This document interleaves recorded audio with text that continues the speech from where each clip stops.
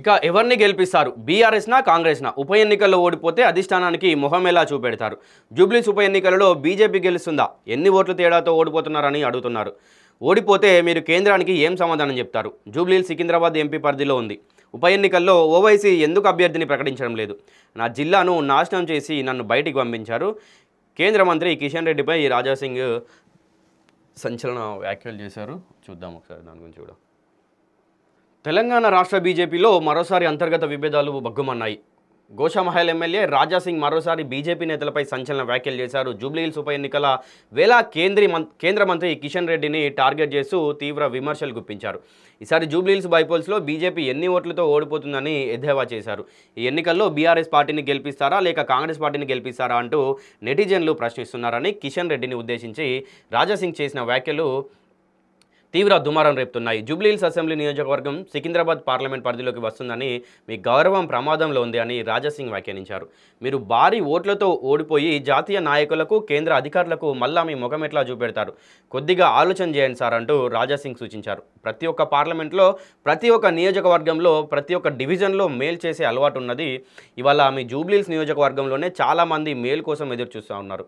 నా జిల్లాని సర్వనాశనం చేసి నన్ను బయటికి పంపించారు. మీరు కూడా ఏదో ఒక రోజు పక్కా వెళ్తారంటూ రాజాసింగ్ మరోసారి కేంద్ర మంత్రి కిషన్ రెడ్డిపై ఆరోపణలు చేశారు.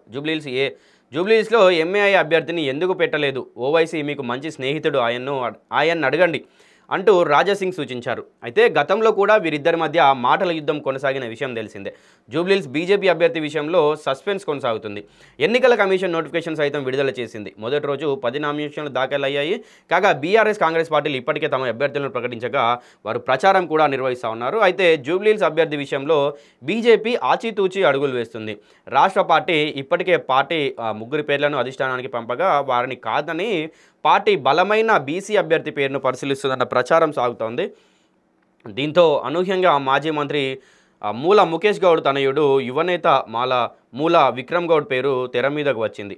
ఈ సందర్భంగా పార్టీ ఎవరికి అవకాశం కల్పిస్తుందని అందరిలో ఆసక్తి నెలకొంది. ఇక ఇప్పటికే తమ పార్టీ తరపున జూబ్లీహిల్స్ ఉప ఎన్నికల్లో ఎవరు పోటీ చేస్తారనేది ప్రకటించడంలో ఆలస్యం చేస్తున్న బీజేపీ రాజాసింగ్ ఎపిసోడ్ మరింత ఇరుకున పడేలా చేస్తుంది. అయితే నిజంగా కూడా ఇప్పటికీ అసలు పార్టీలన్నీ కూడా కాంగ్రెస్ అవ్వచ్చు, అటు బీఆర్ఎస్ అవ్వచ్చు, ఇటు సైడ్ చూసుకుంటే పార్టీలకు సంబంధం లేకుండా నిరుద్యోగులు అవ్వచ్చు, ఇండిపెండెంట్ క్యాండిడేట్స్ అందరూ కూడా వీళ్ళు నామినేషన్ వేశారు. వాళ్లకు వెళ్ళి జూబ్లీహిల్స్లో ప్రచారం చేస్తూ ఉన్నారు.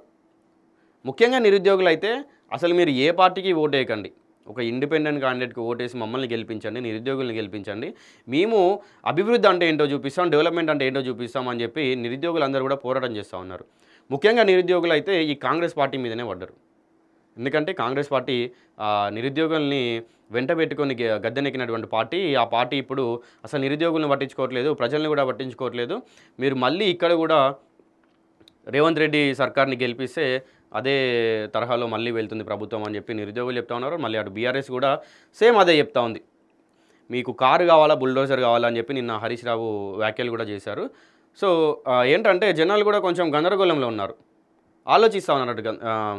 ఏ పార్టీకి ఓటేయాలి, అసలు ఎవరికి ఓటేయాలి? పార్టీ విషయాలు పక్కన పెడితే ఇటు సైడ్ ఇండిపెండెంట్ క్యాండిడేట్స్ కూడా ఉన్నారు, ఎవరికి ఓటేస్తే మంచిదని చెప్పి అనుకుంటా ఉన్నారు. బట్ కొద్దో గొప్ప ఏంటంటే ఈ బీఆర్ఎస్కి కాంగ్రెస్కి అయితే ఇప్పుడు కొద్దో గొప్ప కొంచెం ఓట్లు వచ్చే అవకాశం ఉందని చెప్పి మేము అక్కడ వెళ్ళి సర్వే చేసినప్పుడు మాకు తెలిసింది. ఎందుకంటే అటు సైడ్ చూసుకుంటే మాగంటి గోపీనాథ్ గారు వారి భార్య సునీత ఉన్నారు, అండ్ ఇటు సైడ్ చూసుకుంటే నవీన్ యాదవ్ యంగెస్ట్ లీడర్ ఉన్నారని చెప్పుకోవచ్చు. సో వాళ్ళకు కూడా కొంచెం ఓట్స్ వచ్చే ఛాన్సెస్ ఎక్కువ ఉన్నాయి అనిపిస్తుంది. బట్ బీజేపీ చాలా లేట్ చేస్తూ ఉంది. మరి ఇప్పుడు ఆల్రెడీ వాళ్ళు అభ్యర్థులను ప్రకటించారు, వాళ్ళు ప్రచారం కూడా చేస్తూ ఉన్నారు. ఇంకా మీరు అభ్యర్థిని ప్రకటించే అయోమయంలోనే ఉంటే మరి ఇంకా ఎట్లా ముందుకెళ్తారు? లాస్ట్కి రాజాసింగ్ అనే మాటలు నిజమవుతాయి. మీరు ఇంత లేట్ చేసుకుంటే ఓడిపోతారు. మీకు లీడర్లకు అవ్వచ్చు, పెద్దలకు అవ్వచ్చు, పార్టీ పెద్దలకు అవ్వచ్చు కూడా మీ ముఖం ఎట్లా చూపించుకుంటారు?